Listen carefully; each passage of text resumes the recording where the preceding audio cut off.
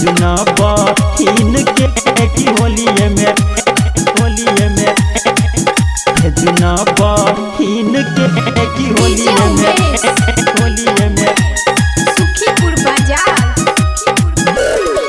मुइन मुइन के बरकी भौजी मुइन के बरकी भौजी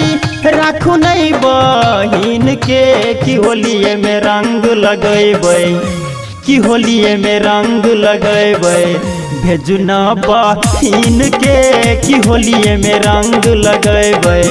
भेजना बहिन के की होलिये में रंग लगेबै भेजना बहिन के की होलिये में भेजना बहिन के की होलिये में डीजे उमेश सुखीपुर बाजार। भौजी यहाँ छी सुंदर बहिन हवे जे नुनगर रंगबै बदनिया हुनकर छौरा छी हम छुछुनदर भौजी यहाँ छी सुंदर बहिन हवे जे नुनगर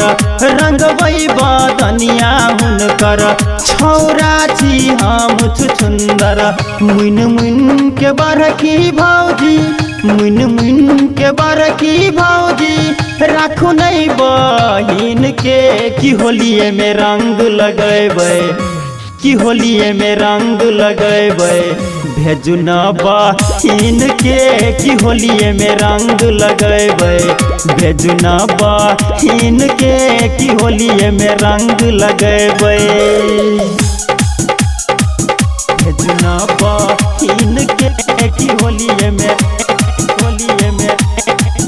भेजना बहिन के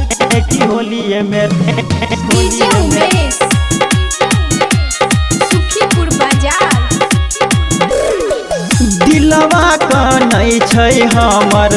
रंगबै पिचकारी से कमर तरपै छी होइ छी जमादर होली के बीतै छै पहर दिलवा कनै छै हमर